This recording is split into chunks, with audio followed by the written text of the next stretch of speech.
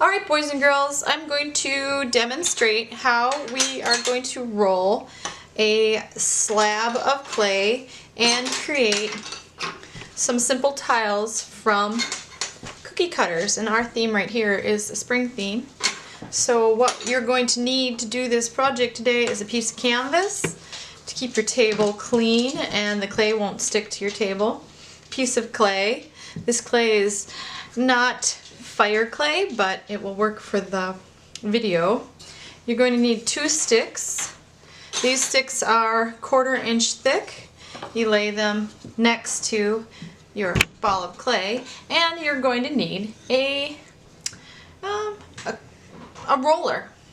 And what you're going to do is you're going to press in the center and roll your clay slab down, and these 2 sticks are going to act as a guide so that you do not roll your clay too thin.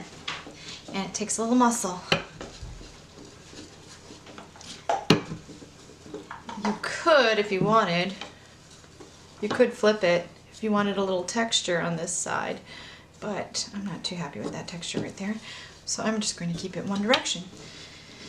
Now, working with clay, sometimes you'll get air bubbles, and you might have to knead the clay prior, but I will show that to you if necessary.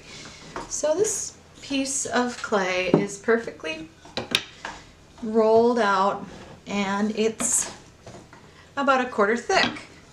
We don't want to make it too thin because often tiles will break if they're too thin. So these 2 boards would go to the side and your roller goes to the side. And now the next step is simply trying to get as many shapes out of one slab as possible. Never put your largest cookie cutter in the center because you're wasting all this space. You might be able to fit more on here if you go towards the edges. And I don't think I'll be able to fit this flower, but I could do the butterfly and press all the way down. And well, if I would have rolled it a little differently, I could have done this. And I'll press this down. Now, try not to waste any of the clay, so I could fit a few more shapes from here. I'll do several hearts, as many as I can fit, and the butterfly. I could have probably rolled it properly, so I could have gotten these too if I would have thinned this out. But you'll get the trick. You'll get the gist of it. And once you've created as many shapes as possible, or tiles we'll call them, the excess clay I like to keep because it's reusable. And you often can re-roll it if it isn't too dry and use it in the same day. I'm just going to peel this off, put it softly and safely to the side, and now that I have these little objects here, I want to add some texture. I made some tools for you, and I also have some texture tools, but some of these are pretty fun.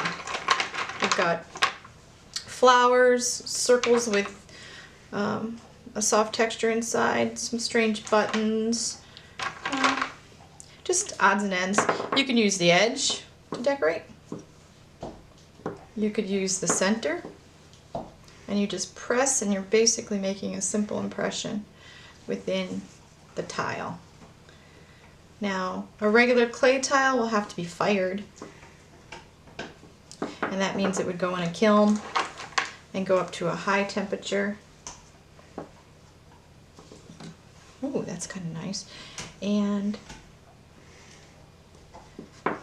later you can add glaze or paint to them. And maybe I'll do this one. This is kind of interesting.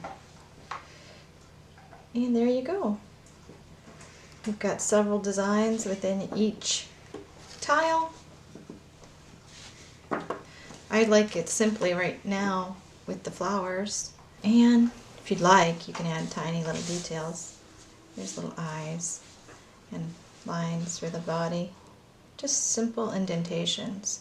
This is called incising, when you're creating texture and lines inside a piece of clay.